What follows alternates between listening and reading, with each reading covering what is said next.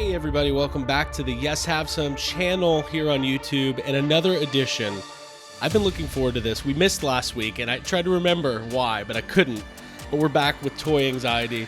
My name is Craig Goldberg and joining me all the way from Vancouver, British Columbia is Ryan Dole. What's up, man? Hey guys, how's it going? It's going good here. It's nice, sunny. Got a coffee.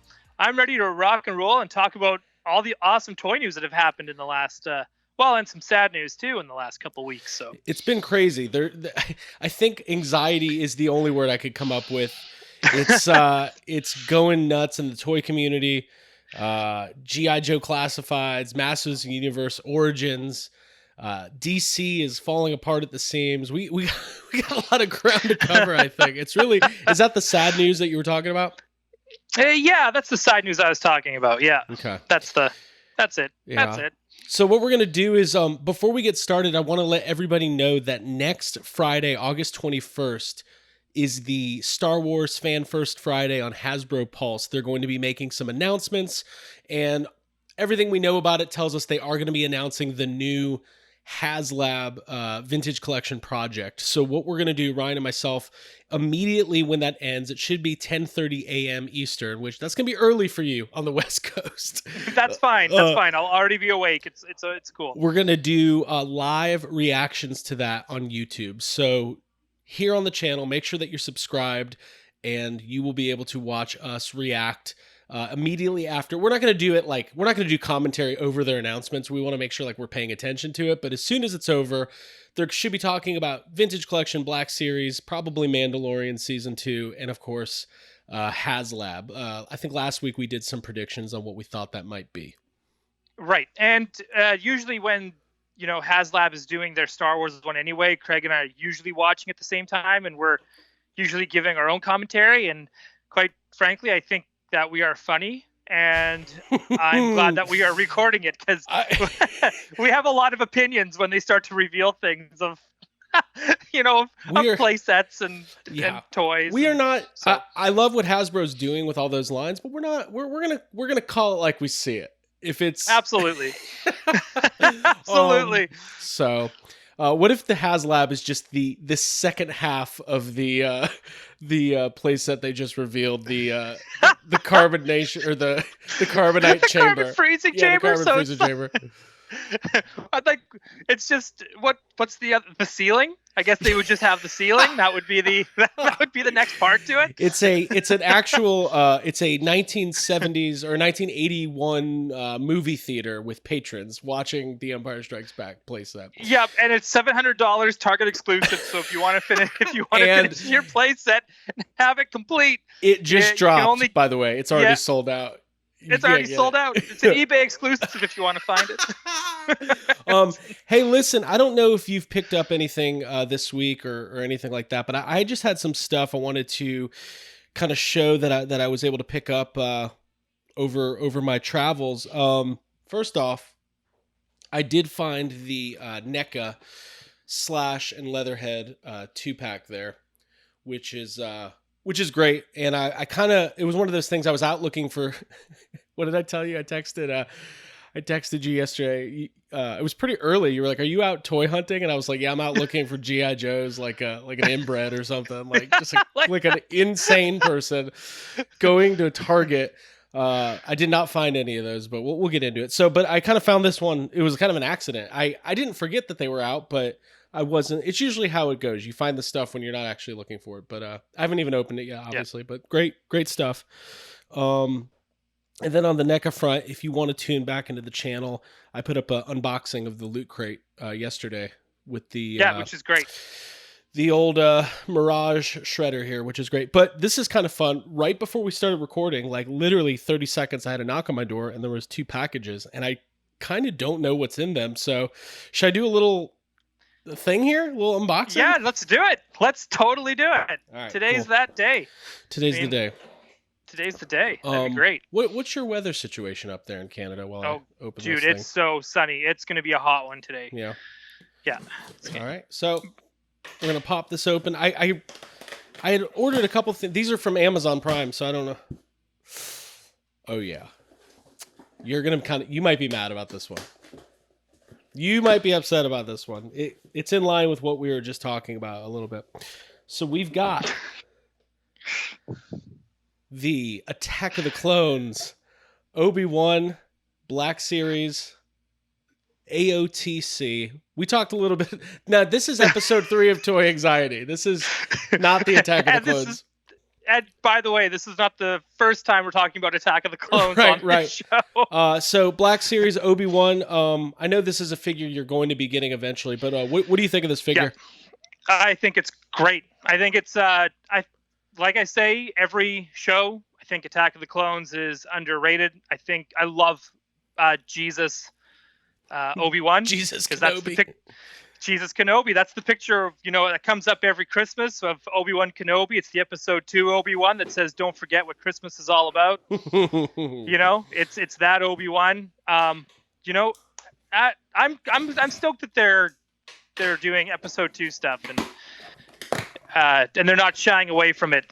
There's 2 figures in this box. I got 3 toys. This is very exciting, and I think I know what they are.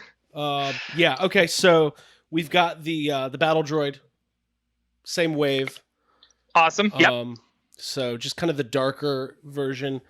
It's got some cool wear and tear on it. These things don't stand up very well, like the my Phantom Menace one. And lastly here, God, this is a good looking figure. Anakin. So nice. Perfect. These I've been waiting on for a while. I haven't seen these in stores at all, but the other 2 Jedi, their names are escaping me. Ryan, you probably... Kit Fisto and Plo Koon. Yeah, those are starting to hit Amazon too, but have not picked those up yet. So great wave of Black Series, and like I said, I'm primarily a Black Series collector, but I had this moment today when I was out toy hunting, or yesterday I should say, the new wave. I sold a lot of my vintage collection figures, my 3 3/4, and I really just focused on Return of the Jedi or anything related to the barge.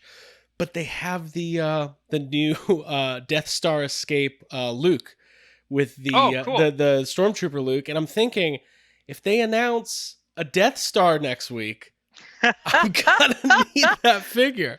You know what? That's actually not a bad thought process. Good. That's some. And you know what? Regardless if that one gets announced or not. Let's say you pick up that Luke. Yeah. At least you'll be able to sell it like in 2 years or even a year, right? And or even as soon as it's off the shelf and just be like, who needs it? Right. And someone's gonna quickly snatch it. And you know what? If the Death Star is the next HasLab, yeah. You're already ahead of the game. Well, not really, because I had the Han Solo, which was a Target exclusive, and I sold it already. So. So you're behind the game. So all right. So never. So you're going to be paying $40 for that one. Yeah. And then, at least you'll have the Luke. Yeah, at least I'll have Luke. So just another reminder: next week, tune in for that. That'll be our episode next week. We'll do those live reactions, and I'm really looking forward to it. I'm excited, not just for HasLab, but. I have a feeling we're going to get a whole lot of Mandalorian Black Series figures coming to this fall. I think this was supposed to be the panel for Celebration, because Celebration was going to be the week after. Right. And I think this was going to be their Celebration panel and reveal. Right. So I'm very excited. Very curious. Very curious. Next weekend's going to be crazy because then you've got Fandom on Saturday. And you got Fandom. They should call it the the Warner Brothers unemployment fandom celebration. The AT&T cost cutting dome is but the restructure pod. I don't know what they should call it, but it's do you want to talk about that? Should we talk about DC and? Well, we can get into it. We can get into it a little bit because I definitely want to get into Masters. But I think one thing to keep in mind is that I am very excited for 2 specific pieces of content during Fandom. One being the Suicide Squad trailer with James Gunn, and the other being, I don't know if we're going to get a full trailer, but I'm assuming we're going to get some pretty cool stuff from Matt Reeves' Batman movie, and I'm very excited about both of those. I think so too, and you know how I feel about everything DC. I get very, very excited when I see that trailer, and then I get nervous, and then I get excited, and then I get disappointed, and then I buy the toys. That's exactly why my love-hate sad relationship with DC movies. Right.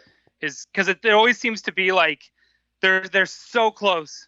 They're always so close to like having this like awesome movie, and it just can't seem to get over the hump. Yeah, it's been a while. And and I'll defend Wonder Woman forever, the first movie, but I mean, I struggle with defending the rest. By saying they're good. I can say parts that are good from all the movies, but I can't say the movies themselves are, as a whole, right, are good. And but the trailers always get me excited. I mean, the first Suicide Squad trailer, Birds of Prey trailer. Trailers have been you good. name it. There's a trailer. I think the only trailer I have never gotten excited about was Aquaman. Yeah. And I think the rest have always had me just like get so giddy and excited, like, oh, this is it. This is where DC is gonna get it. They got it this time. They can't fail. Look how good that looks. Yeah. There's no way. And then you get out and you're like, oh no. Yeah. Oh no. Well, it's okay. And now, so we kind of alluded to there's been some major cuts at DC and a lot of departments folding, and we won't focus on all the media side of things, but from a toy perspective, they did announce that after 22 years, DC Direct is that's what it's called, right? DC Direct. Yeah, DC Direct. Then they changed to DC Collectibles, but it was the same thing. Right. And then they went back to DC Direct right before. And Yeah. Yeah. And just so I understand, and I think I understand because I know what I'm talking about sometimes, but for those who might be watching this and don't know what that is what you would think about when you go see, like, when you go to a comic book show or a comic book shop, all of the DC figures, all of the Arkham Asylum figures, the Batman animated series line over the last couple years, any of the more premium, $25 to $30 price point DC figures from the last couple decades. Right. And not just more premium, I would say more comic book specific. Just because they'll do a toy line and they'll do like, here is the Amanda Connor style Harley Quinn wave of figures. Right. So they'll be like very artist centric. Well, that's where they did. I think the first time I really remember DC Direct really kind of impacting me in a big, big way was when they came out with Kingdom Come and Justice figures based on Alex Ross's artwork. And those toys, you know what? They came out, 1998, 99? That would have been near when they first started. Right. I know I wasn't living in Vancouver yet, and they're beautiful. They still hold up. They go for a very high price point now because they've never re-released them. They've never remade them. They've never gone back and made Kingdom Come or Justice figures ever. And I still have some of them. I think they're still on my shelf in my bedroom. I think they're beautiful. That's the first time the DC Direct has really kind of impacted me, and that's where I was kind of like, okay, these guys are, you might only find them at the comic store, and they're a little higher price point than what you find at Toys R Us or a Walmart, but they're definitely worth it. And since then, I've always kind of like picked up, Batman Hush figures, which also now go for crazy amounts of money. They've done ones based on Long Halloween, and they always get to be very centric, and so it was. They were great. They were great DC toys for people like me who prefer the comics over everything else. Right. So this is very sad news for me because I just started collecting the DC Icon figures, and now that's going to be an incomplete set because they're not going to be making them anymore.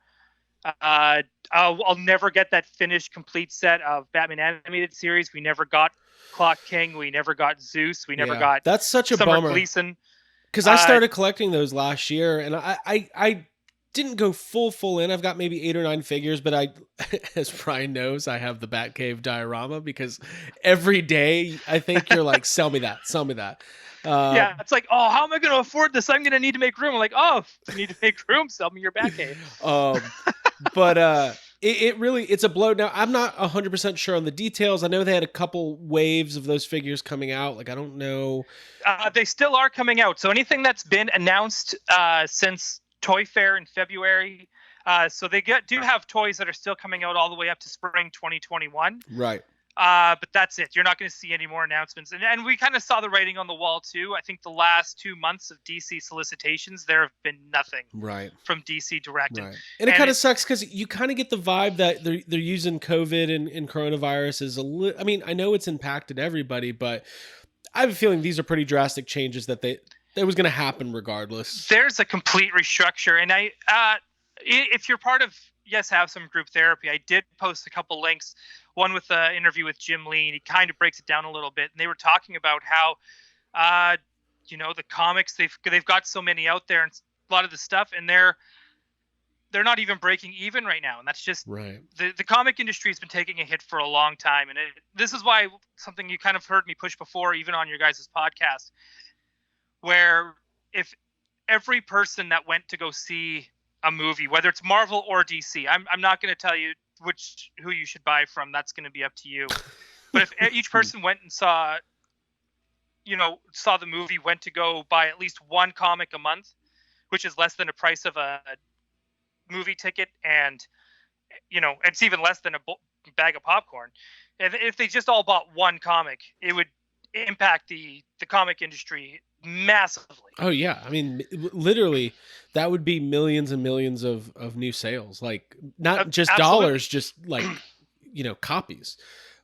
So it's tough. It makes me wonder if possibly maybe with some of those lines, if they kind of offload them, similar to what Mattel did with Masters of the Universe with Super7, maybe there's a chance for another company to take over the DC Direct label or something like that. I mean, I know they're maybe going to bring some stuff in-house. I know McFarlane has their ongoing kind of multiverse series, which those figures aren't, I don't own any of those, so I can't really speak to them. They look fine. They're better than average action figures, but I don't think they're quite up to what even Mattel was doing with like their multiverse line. So it leaves DC fans in kind of a weird state of limbo. I definitely feel like I'm in a weird state of limbo. Definitely, because you've got the toy line that's targeted for younger kids. That's which are Spin Masters. Right. But because that doesn't hit my nostalgia points, if I'm going to get something meant for kids, I'm going to get the Batman Forever or Batman and Robin or, Legends of the Dark Knight series. Like an older Kenner vintage line. Right. I'll get like an older Kenner line if I want that stuff. Or stuff, even with wacky variants and that kind of thing. Like, that's where I'll put my money. But I'm hoping that line does well for kids, because I would love for kids when 40 years down the line that they're looking to go buy those toys and recollect those. So I'm hoping those do well. But like when you have that collector's line by McFarlane, like the DC animated stuff looks off to me. It looks a little off. They're not in the same scale. All his toys are huge, and like even when you listen to him at Toy Fair, and he you know how McFarlane is, he just sells right? He's like, oh, look at this, it's nice and big, it's chunky, people like big and chunky. And it's like, I don't know. My Nightwing figure is like slender and frail, and I kind of like it. So, yeah, same here. And it's, his Wonder Woman figures look great, like for Wonder Woman 84. But again, because they're such a large scale, it's not. It's a bummer. No. It's definitely a bummer. And like I think as Ghostbusters fans, we've been through this before. Like it's kind of like all toy lines end at some point, but you don't want to see it end like this. It would have been cool if it was like, hey, DC Direct's going away in 2 years. We're going to pump out as many like cool characters and stuff that we haven't been able to get to in the various lines. And that'll be it. So it was kind of abrupt. Yeah, it's definitely deflating, in a big way. And I've had friends that work at DC that have lost their jobs this week too. Yeah. So it's kind of hit me that way as well. So you're not trying to think too selfishly about it. Like, but what about me? What about when am I getting my Dick Grayson animated action figure? Right. And you can't help but to think that, but then you're worried about your friends. Man, it just sucks. It absolutely sucks. And it's weird seeing that line go, because it's kind of like, it always felt like to me like DC Direct never had problems with sales, because things were always kind of selling out. Right. And Yeah, I things think always went up in value after you weren't able to order them on their website anymore. from people I've talked to, people within the industry, or people who at least have a better sense of the inner workings of toy lines and toy companies and things like that. The sense that I've got is that it's always been kind of a depressing state of affairs, or at least it has been over the last 5 to 10 years over in DC in general, and that those departments that were creating the toys. You really need a sense of leadership, and kind of a visionary person who could say, this is the plan, this is how we're rolling forward. And with less and less people going to mom and pop stores, comic book stores, and things like that, there's just less exposure. Like, if you are a kid who's 12 years old and don't have a cool comic book store in your town, you might not know that those figures ever even existed, because all you have is like one Walmart or something like that. So yeah, I don't know, it's definitely a bummer. That's all I can really say, and I hope that they figure out a way to continue some of those lines. Yeah, I hope so too. And it's not even just the toys too; it's the cool statues they had. And I'm kind of hoping that maybe another company as well kind of picks up the statues, kind of like where they left off, because they produce a lot of great stuff. And I've got a few that every statue I own is a DC Direct. Yeah. I don't think I own anything from Marvel or anybody else. They've all been DC Direct. So yeah, I'm hoping someone like Sideshow or something picks that up. And I will say, from an investment point of view, because we talk about that a little bit on Yes Have Some. If you have the opportunity to buy some of those DC Direct figures that maybe have been sitting on the shelves for a while, do it, because these are the kinds of toy lines that if it's not resurrected 10 years down the line, I mean, we've seen it with all sorts of toy lines. The value just really skyrockets. So I don't know. Yeah. Just maybe not.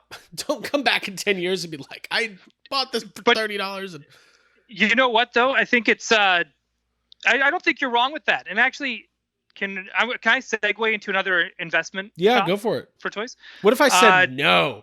We will talk about the depressing state of DC Comics. Yeah. No, I think DC, just to finish it off, I think DC will bounce back, and I think and I'm just kind of hoping, I'm just trying to think optimistic. Comics have gone through all sorts of crazy shit through time, from book burnings, public book burnings, to death of to bankruptcy in Marvel. You know what I mean? Like, and they've all bounced back. And so this is just going to be another transition. Right. Another. I do think it's important for film is kind of the way that media and entertainment is consumed mostly, especially with superheroes these days. And I do think it's important for DC to really start churning out some hits. Warner Brothers and DC, I should say. So, and I think they're on the right path with Suicide Squad and the Batman and things like that. So we'll see. But what were you going to say as far as like an investment thing? Something else got announced a couple weeks ago that I think is going to be, if you're looking to buy toys as an investment, Super7 announced a Disney line of action figures. Yeah. Disney, go to the parks at any moment, and you're going to find lineups for merchandise, especially if it's new, especially if a ride is closing. Take a look at Splash Mountain. Like, when the parks reopened, there was a queue for hours just to get the merchandise. Yep. Just for that. Something about Disney, it always goes up in value. It's always a high collector's point. I highly suggest that if you are able to order that first wave of figures and ongoing, and I know they're expensive, they're like, what, $45 a pop? $45 a pop, yeah. Yeah. You know what? Once that's done, that Prince John from Robin Hood, because they don't make Robin Hood merchandise, is going to go up to 3 digits. Yeah, I think you're right. I've been thinking about that. I don't know if you just brought this up independently of me, but I had this same thought this week. There's something specific about Disney and the Disney fandom. Look at the pins, like any of the merchandise that's available in the parks. The second it's not available, it's scarce, hard to find, and it just goes up in value. And specifically the Super7 Ultimate figures, Super7 does their first of all, they're great looking figures, and we've never had like a Disney line with super articulated figures with tons of accessories, alternate heads and hands, and all that, all the stuff that you get from like a premium action figure. This is like Diamond Select times 5, basically. I know they did cool stuff with Muppets and stuff like that, but the way the Super 7, I think they did Kingdom Hearts as well. Right. I think that's what I was thinking about. But yeah, the Super 7 model of pre-order, and once the pre-orders are in, there's no more. So you have to order it in advance. You can get it on like Big Bad Toy Store and I think a couple other outlets, especially for like international folks. But I completely agree that once they're done and they announce Wave 2, when this is what happens in toys, when a Wave 2 or Wave 3 is announced, and it hits you like, ooh, I need those.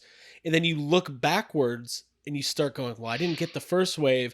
They were and it doesn't happen with all toy lines. It doesn't happen with all toy lines, but I know we've talked about Masters of the Universe a lot. We're gonna finish up today talking about some of those announcements. But if you go back, look at Masters of the Universe Classics, the Matty Collector figures. They were $25 originally. They went to Big Lots at one point. They were liquidating those figures for $10, mainline characters. And now, $100, $150. And they made way more of those than they did these Super 7 pre-orders. Same thing with Marvel Legends. Yep. Right? Like, it's kind of like, oh, you did one 90s X-Men character. Oh, now you're doing a whole wave of 90s, and now everyone's trying to go back and get them. And it's pretty cool. It's fucking badass that they're starting. It's not like they're starting off the line with Mickey, Minnie, and Goofy. And Donald and Goofy. Yeah. It's Fantasia Mickey, which is great and iconic. Or whatever, Wizarding. He's got an official name. It's Sorcerer's Apprentice Mickey. Yes, but Sorcerer's Apprentice. But that's a great one to start off with anyways, I think. Right. That's iconic. And then Pinocchio is one of my all-time favorites. Like, I'm not even a big Disney guy. Ryan, I'm ordering these today. I can't slow down now. Dude, we have to order them, because if we don't, you and I, this is my first thought when they announced this was, I'm only going to get Prince John. Okay. Because I love Robin Hood. They don't make Robin Hood stuff. And I was like, I need to have that. It comes with Sir Hiss. I need it. I got to have it. And then I was thinking, oh man, but I need that Fantasia Mickey. I need that Pinocchio, because eventually they're gonna make, they're just gonna make everybody, and you're just like a whale, a giant whale, right? Yeah, they're gonna make a big whale play set because it's Super 7. They're gonna do that big Castle Grayskull, but it's gonna be that whale, and it comes with a Geppetto and a raft. It's gonna be fucking great. They're gonna do it all eventually, and you can already sense it. Like, it's just they're gonna do. Well, it's a limitless thing. Like, it's Disney. If they have access, can you imagine what's going to happen when they start doing princesses? Hey Ryan, I can't. Brock Parker is going to have a heart attack. That's going to be the death of Brock Parker. Yes. Like, for those who don't know, look up Brock Parker. I don't know, if just Google search Brock Parker. Google search Brock Parker. You'll know, right? Poor Jessica, she won't even have room anymore for her. She's man, that's so funny. It's going to be bonkers. And you know what? They could still do Roger Rabbit with that. And I was also thinking this when they did that 3-pack. Which now I'm kicking myself for not getting. Oh, I'm kicking myself so hard. They did the reaction figures of the hitchhiking ghosts from the Haunted Mansion. Yeah. So this means we could also end up seeing characters that you only see in the park, like Red from Pirates of the Caribbean, for instance, or you could see Hatbox Ghost. It opens up a lot of avenues. I mean, they're kind of doing the same model with the Ninja Turtles Ultimate figures, and it'll be interesting to see what the value of those does over the next couple of years. But I think this is an interesting thing, because I think there's mass appeal to Disney collectors, but there's also just general appeal to as just an action figure and toy enthusiast and a general pop culture fan. I was very impressed with those figures when I saw them. So, plus Disney fans are insane. Right, I get jealous. Like G.I. Joe level insane. I get jealous of Disney fandom. I've tried to force myself into it a couple times, but whatever. I can dabble. I can dabble. This is where you start. This is where you start. I mean, if you can start He-Man now, like 40 years later, you can, No, I'm not saying that as like, a diss. I'm just saying, like, if you could start He-Man now and be completely welcomed in and embrace it, there's no reason why you can't start Disney now as well. And I mean, there's nothing wrong with that.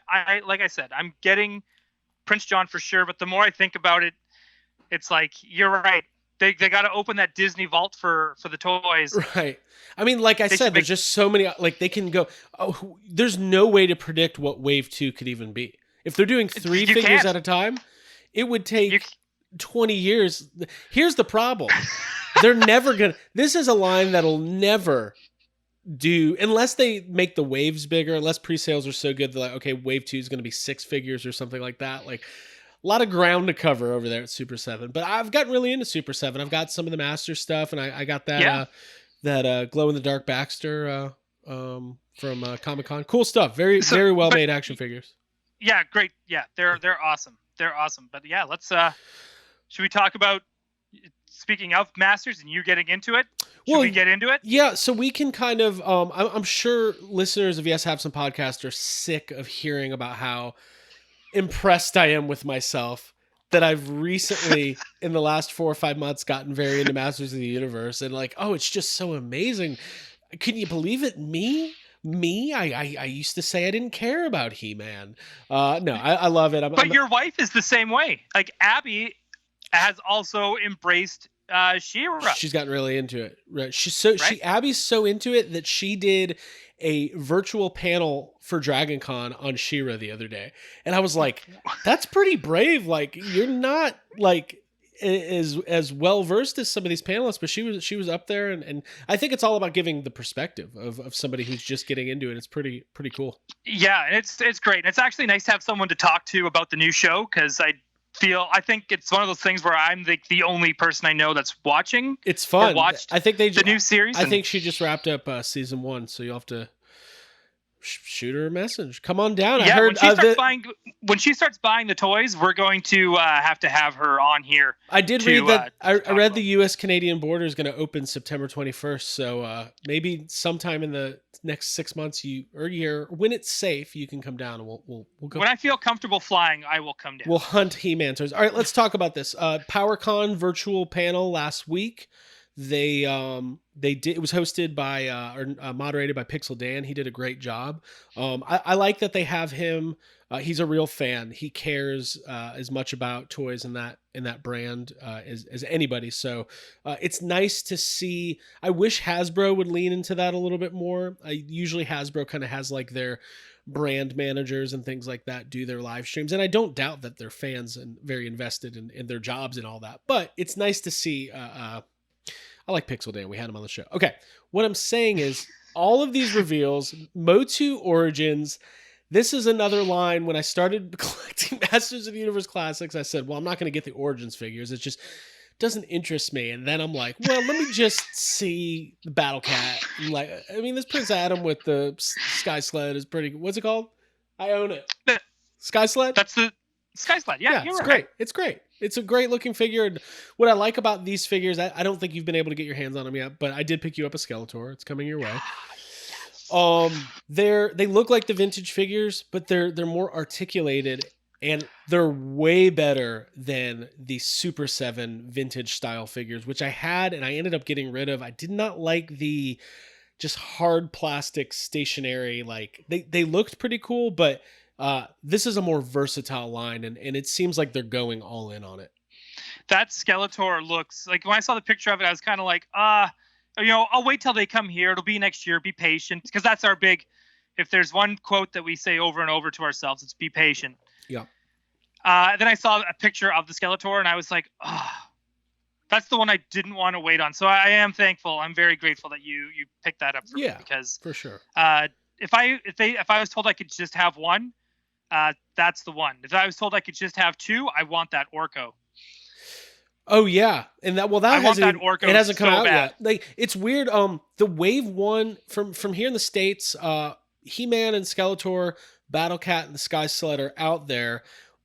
Some people have found the other assortment that has, I think, Tila and maybe Manny Faces and one other character. Man-at-Arms, I think. Maybe it's either Man-at-Arms or Beast Man. I can't remember, but they're a little bit hard to find right now, but Mattel has been very open in saying like these is not just a Walmart exclusive. These are going to be at all retailers sooner rather than later. So 2021 should be really good for this line. Yeah, I think what that got me it gave me a sense of relief that they said there's going to be so many. There's going to be lots. Don't worry, don't worry. They kept saying that.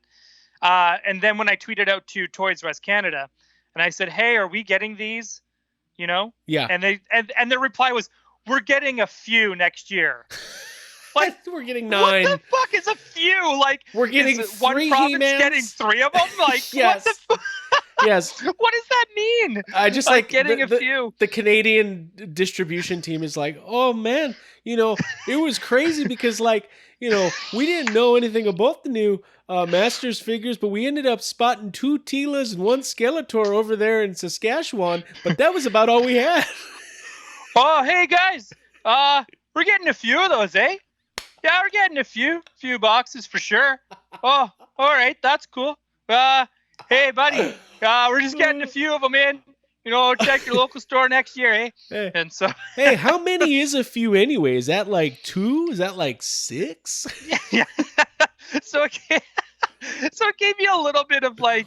I love that. It made me a bit squeamish, but then they were talking about like mom and pop shops are gonna get it and all that. So that means. Hey, did you hear Aunt Diane and Uncle Jimmy over there at the hardware store getting a couple Battle Cats in?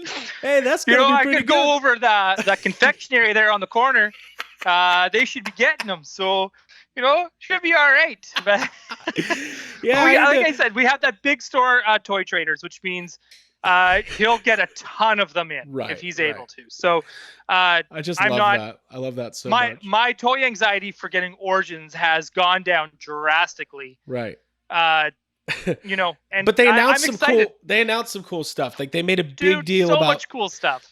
There's the deluxe figures. I don't have it right in front of me, but they're doing like a line of deluxe figures that are you know they're still in the same scale, but they have more accessories and interchangeable parts on a cool card backing, and those are going to be a little bit of a higher, like a $20 the battle armor Skeletor and He-Man. My first He-Man figure when I was 3 years old, it was a battle armor He-Man. So my nostalgia hit hard when I saw that, and it was one of those things where it was like that I need. Like, right. I need that. Clamp Champ being another one. He's such a great figure anyway, and such a cool looking character. So it was right. He's great. I think he's a perfect fit for that. And Ram Man being the other one, I think is a perfect fit for the deluxe line. Yep, I got him in front of me now. The Ram Man figure is very cool looking, very iconic. That'll be a pickup. 2 Panthers, 1 flocked and 1 non-flocked. It was so crazy how that happened, where they had announced the non-flocked one, and everybody did the toy collector thing and was like, well, this is just ridiculous. Like, I might not even buy one of these figures now. I'm out. Yeah, why would I get this? And then 5 minutes later, they're like, oh, guess what? Not only are you going to buy the non-flocked one, you're also going to be getting the flocked Panther, which is great. Like, it's smart on them to do that, and why not? But, dude, we were cracking jokes about that before it started, and you and I were like, watch, they'll release a flocked one, and it'll be like a Walmart exclusive or something. That's exactly what it was. Oh, my God. Hey, man, I had to dig through 6 feet of snow. I was shoveling it all morning just to get myself one of those land sharks, you know? Yeah. I was 3 Molsons in before I could even find one. Dude, that land shark is a test. Okay. I will put it down. I will put money on it now that, like, if they're using that as, like, a gauge of, like, are people going to buy the vehicles? Right. If people are going to buy the vehicles, what are our chances of a gray skull? Right. And I think if we want a gray skull, which we all do, we all want an Origins gray skull. Right. And I know you need a second gray skull because you just do. Why not? I just need it. Yeah, you just need it. I just fucking need it. We have to buy that land shark. We have to go all in on this series if we want anything that's going to be big. And I think if you're someone with kids, which is not us, but if you are, I'm going to highly suggest even if you're watching this and like, I want to collect these, I think you should buy 2 and get a set for your kids. Well, I think now is, they did a legacy line, I think in the late 90s where they re-released some of the early figures. And I think it did pretty well, and those figures have increased in value, but that was probably a little bit too early to capitalize on the nostalgia. Now it's like what we're seeing right now, the next 5 years will be the defining moments in the nostalgia portion of the fandom of these major franchises like Masters and G.I. Joe, Ghostbusters, and things like that. Yes. Because if you're between the ages of 30 and 50, basically 30 and 45, maybe, this is the time where maybe you're working, maybe you've got a little bit of money and you're trying to collect these old figures. Walking into a store, I'm not even nostalgic for Masters of the Universe, but seeing it on the shelves, it gives me those good feelings. Like I feel good There's about goosebumps. it. Yeah. There's absolute goosebumps because even I was thinking to myself too. I remember when Origins was first announced last year, and I was like, "Oh, those are kind of cool." I remember showing my mom because I was back in Saskatchewan for a month and with my folks, and my mom was like, "Oh, those are cool," because my mom, even like my parents, get kind of like, they see new He-Man stuff and they even kind of feel nostalgic. My mom still, I was talking about it this morning. She waited out in the cold at Toys R Us for the new shipment of Kenner Stay Puffs in 1987 because I was freaking out. Right. And I think that's something that's kind of lost on people, like toy hunting and waiting for trucks to show up. And it used to be parents fighting to buy toys for their kids, and now it's parents fighting to buy toys for themselves. I think that's the only difference. That's true. And I am hoping that kids pick up this line as well, because they seem to be an affordable price point for what they are. And you get a lot. They're very colorful. They look cool. And they're coming out with She-Ra, as we saw in back one of those packages as well. So they're not just targeting it. They're going to try and target it to as many audiences as they possibly can. Right. So I'm really hoping that this not only takes off for adult collectors, I'm hoping this takes off for kids that want to play with them. I'm just hoping I just want this line to do well. I feel like Mattel did all the right things. It just feels, I don't know. The packaging is incredible. They did a really good job on the artwork. It's really, really good. It's all good. And I feel like Mattel has done a better job out of all the toy companies so far, where I feel like I'm being catered to and listened to, even though I don't go online and really, outside of toy anxiety, I don't really gripe about what I would like to see from toy companies. Right. And yet I feel heard by Mattel. It's really weird. I don't know how to put it. As the figures roll out, we'll get more in depth into the line, because they did make a lot of announcements. There's all the mini figures, but I wanted to make sure we talked about the big announcement, which collectors of MOTU classics have been, now that the line is officially over or thought to be over at Super7, Origins, it's becoming a collector's line, but it's really kind of geared towards maybe a younger, kind of a middle. It's not the super articulated $25 price point Masters of the Universe Classics adult collector line. It's a line that adult collectors are going to love and adore and support, but it's meant to be more of a mass retail kind of thing. And it sounds like it's more of a display piece as well. Right. So what we're seeing now is they announced what's being called the Masterverse collection, which is a brand new $20 price point mass retail release. It's not like an online thing. I'm calling it a spiritual sequel or continuation of where classics left off. It's 30 points of articulation, which I think is 10 more points of articulation. If you get one of those articulation boners or whatever. If you're a joints queen, this is going to be for you. It's going to be good. A joints queen. I love that. Did you just make that up right now? I just made that up. Oh my fucking God. New shirt, joints queen. No context. It's a that's so funny. But anyway, so the packaging, they revealed kind of silhouettes of some of the figures we're going to get. It does seem like the first wave is going to be based on the new Kevin Smith Masters anime that's going to be on Netflix, which is awesome. they didn't reveal anything else. They were really, like, somebody asked if it was Four Horsemen sculpting it like classics. They didn't comment on that. My assumption is I'm leaning towards probably. I think that this Masterverse collection opens the door to basically Mattel can do whatever they want. They can dabble in original Masters, 2000X, She-Ra, old She-Ra, new She-Ra, Masters of the Universe Classics, because you got to remember Classics is kind of its own canon, and it exists as its own canon, and all these different pieces of the universe do as well. I think that is a line that really, really interests me as a collector. Yeah. Oh, dude. When they announced that, and that they had, because Mattel, I think that's the one awesome thing about Mattel owning He-Man, is that they can legit do whatever the hell they want. Yeah.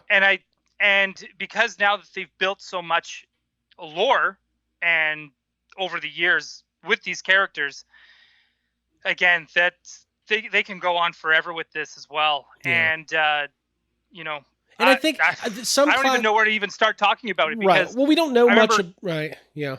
Sorry, go ahead. I was just going to say, some Classics fans are really upset because, the Classics line's almost 300 figures deep. And I know they didn't get to every minor character that's ever been revealed, but they covered a lot of ground. And it probably wouldn't be smart from a business perspective to just exclusively keep releasing smaller and smaller side characters. Like, if you're going to relaunch a collector's line, like, you got to have the main characters. Like, I know collectors get in their own head of like, well, I already have 10 He-Mans. I need this one, whatever minor character that appeared in one episode. Dude, we're the same way with Ghostbusters. How many Peters do I need? Right.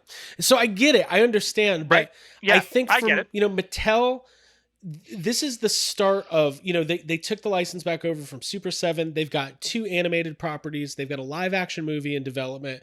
They are trying to build something really big for Masters of the Universe. And listen, Classics is an amazing line. I'm collecting it. It lasted for 12 years, and maybe they find a way to incorporate new Classics figures down the line. But right now, they're saying we do have a collector's focus line coming. It's going to be available at retail. Well, supposedly, like, it's going to be hard to find. We all know it's going to be hard to find. But yeah, so I'm nothing but excited about it. And like, the one thing as a toy collector, I do try to stay open-minded and optimistic, unless the toy companies give me a real reason to be not that way. And not being able to find Baroness is not a real reason. Yeah. Dude, we'll get her. You and I will get her. Get her. And we'll celebrate, and we'll throw our own live Facebook Live, Baroness party, and it'll be great. And so funny. It'll be a big deal. And and just to even continue on with like the Masterverse stuff, I think, because like you said, it's a 12-year-old line.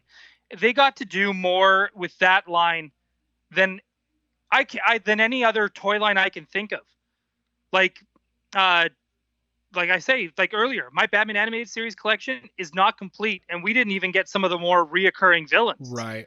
I think that's a really good point. I think that's the Star Wars. Star Wars is the only other thing I can think of that's like that close in any sort of respect of like that many characters that we've never heard of getting toys. And I know as a collector, it's easy to be small-minded or trapped in your own mindset. Well, it's gatekeeping in a sense. It kind of is, right? It kind of is. And this is a great opportunity for people like you or even myself who never got Classics to actually get to start something fresh. As far as I'm concerned, if you have everything that Classics came out with, including all the Super 7, your collection's pretty much complete there, bud. I don't think there's anything more you need. Well, and I agree with that. And I think that you made a great point of like, if you're like, it is unreasonable to go down the line of starting to collect Classics now, because the price, I ended up getting some really good deals. They're still very expensive. Like, if you wanted to start, if you're a He-Man fan and you're like, oh, I love He-Man. Is there cool like NECA style figures? Oh, okay, cool. There's Classics. Yep. Oh, cool. I just want to get He-Man and Skeletor. Wait, do I have to shell out $350 to do that? Like, that's Each? insane. Right. So, Right? there is nothing wrong. It is a good idea for Mattel to Yeah. start a new line. And if they can incorporate old classic stuff into it or re-release old figures, use whatever they end up doing, Mattel seems very well aware of the fact that there are hardcore classics fans that know, that are demanding or really asking, because the thing is, Snake Mountain is not even out yet. So it's not like it's not like classics. It would be unreasonable for us to be like, we wish Mattel would get the Ghostbusters line back and reboot Matty Collect like that. It's dead. What did Chris Jericho say about the We the People? The he was like, that gimmick's dead and buried. It was never over in the first place. Like, I also love referring to anything outside of the wrestling world with wrestling language is the funniest thing to me. Like, Yeah, same. like if you ever listen to Arn Anderson's podcast, hearing Arn Anderson talk about like watching a movie, he'll be talking about like The Fugitive. He'll be like, Tommy Lee Jones had a lot of heat with Harrison Ford halfway through that movie, but man, did I pop when it's just like, it's so funny. But anyways, hey, let's wrap it up there. We covered a lot of ground. This is good. We're almost at an hour.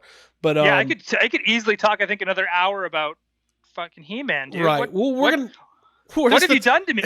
What have you done to me?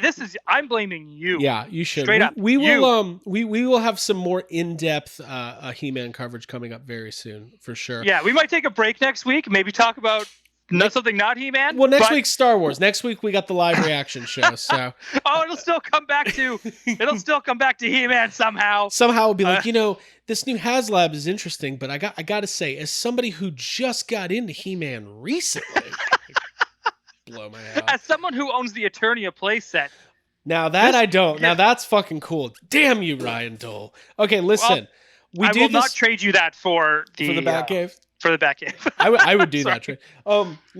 We've been doing this. It's a lot of fun. We like to go through online comments. We still don't have an official name for this segment, but I think what was it? There was something that we had come up with which was something roast, which was kind of dork roast, which is kind of funny, where we find comments from social media about ongoing things in the toy industry and things like that. And we're going to pick on G.I. Joe fans again this week because, listen, I get it. These Target exclusives, they're hard to find. They sold out immediately. Baroness hasn't even made it to stores. People are losing their goddamn minds. So, yeah. And it's all Craig this week. I wasn't able to find any this week just because life got in the way. You know what? I'm kind of flying by the seat of my pants here, but so this is from a Facebook group. I'm not going to name the name of the group because I don't want to get banned from it, but it's a Facebook group, and I'm not going to name any names, but basically it's the picture of somebody's cart. And it says, "Yo, Joe!" 3 exclamation points. So we're dealing with some people here. And it says, "Just got these for myself and 2 good friends." And it looks like 5 figures. It looks like maybe like a Beachhead and a couple of the Cobra Troopers. So what? He went to the store. He found the hard to find G.I. Joes, and he bought 5 of them. Nothing wrong with that, in my opinion. Nothing wrong. Nope. Okay. First comment. Here we go. Army building Beachhead? ? LOL. I like that. Hold on. There was one comment I wanted to find that was really good. Okay, here we go. Come on, man. ... No wonder people across the nation can't find shit. It even says in his thing, doesn't it? He Where said, it says, "I've just got this for me and my friend." Me and my friends. Yeah. He's the reason. I love that anecdotal thing. Some guy in Boise, Idaho bought 3 Beachheads, and this dude in Austin, Texas is mad about it. Okay. Okay. Let me try to find. I want to find 1 or 2 other ones. Sorry, I love the dramatic across the nation, like your entire country. Okay, here's what. Here we go. Oh God, this is good. You're another PC piece of shit who makes it impossible for others to get their hands on the. Oh, this is all caps, by the way. You're another PC piece of shit who makes it impossible for others to get their hands on the collection. You get no respect, along with pre-order pussies. Oh my God! Please read that in a Southern accent. You're another PC piece of shit. I bet you're one of those liberal bastards. You don't belong in my G.I. Joe world. I just love it. I love the idea of like, oh, you're a pre-order pussy. You pre-order? You're too big of a pussy to go to the store and buy your G.I. Joes. Can't you just go to the Walmart without your mask like a real man and buy your toys? I bet he had pre-orders on action figures of war heroes is exactly the future the liberals want. Hey, you goddamn cuck. If Duke and Scarlet saw you wearing that mask, they would fucking be ashamed of themselves. Okay, cool. All right, let's read one more. This is all the same thread. I will say most of these comments are great. Most of these comments are like, yeah, that's great. You found him. Congrats. This is my favorite comment. It says, "You have no friends. Welcome to the Scalp Club." Oh, oh, dude, could you imagine getting? Oh man, don't show them your freaking real Ghostbuster retro collection. Oh my God! Like you got I'm not scalping them. I just needed them. You're just hoarding them. I mean, those have been pretty easy to find. I do like there's been so many reports this week of Target's limiting sales, like only 2 G.I. Joes per customer. Like it's 2020 and this is what's happening. This is crazy because it's I think we talked about this where people are definitely going to army build Cobra Troopers. Yeah. There's no doubt in my mind that that's the route it's going to go because they're doing the same thing with Stormtroopers. Right. Because that next wave of Black Series is the Stormtrooper. Is it not? Yeah. The wave after the Attack of the Clones? Yeah, there's a new updated like Rogue One style Stormtrooper, which is great looking. Right, and the Beskar, yeah, Mando and all that stuff. So, that Stormtrooper is not going to sit on the shelf either. No, I've never seen. It's the only. I'm missing 5 Black Series figures, and 2 of them. One of them was the Toys R Us exclusive. What are the Stormtroopers with the orange shoulder? The Sand Troopers. Yeah, the Toys R Us Sand Trooper, and then the regular release Stormtrooper with no battle damage, just straight up, just nice and clean. Nice and clean. They're hard to find, and they because people build them. They troop build and all that stuff. Dude, and people want. Sorry, that, I got distracted. In my mind, I imagine most of the people out buying these G.I. Joes are like Cub Scout leaders and stuff, like with their khaki shorts and their thing. I imagine them being like Hot Wheels collectors. Hey, by the way, all this to be said, I was out looking for them yesterday. I got one. I got the Roadblock Target exclusive, so I was pretty stoked about that. Yep. So, anyways, lots of fun. Listen, we're having fun. It's all good. Yeah, I can't wait. I can't wait for them to start showing up here. Like I said, I want Baroness. I want Zartan when they ever come out with Zartan. Again, if there's some that I just like, those are like the 2 that I want, but like the rest, kind of like Destro or like Snake Eyes or Storm Shadow. If I see them, right, I'll grab them, but it's not going to be like an active hunt like exactly like those 2. And or the Dreadnoks. I want all the Dreadnoks. Right. Fuck, I want those. I want all of them. All the Dreadnoks. All those dirty bikers. Oh, dude. Okay, hang on. Speaking of dirty bikers. Yeah. If they make a Stinkor for Masters Origins, yeah. Yeah. Do you think he'll stink? I hope so. I mean, I've got the Moss Man. Or do you think the stink will be a Walmart exclusive? They'll have like Stinkor that doesn't stink. And then they'll come out with one that smells, and it will be like it'll be this Walmart exclusive. The only thing that stinks about Stinkor is that all the scalpers got a hold of them, and it'll be something like that. Oh, are we gonna start reading the quote, like people's quotes to Skeletor? Right. Oh yeah.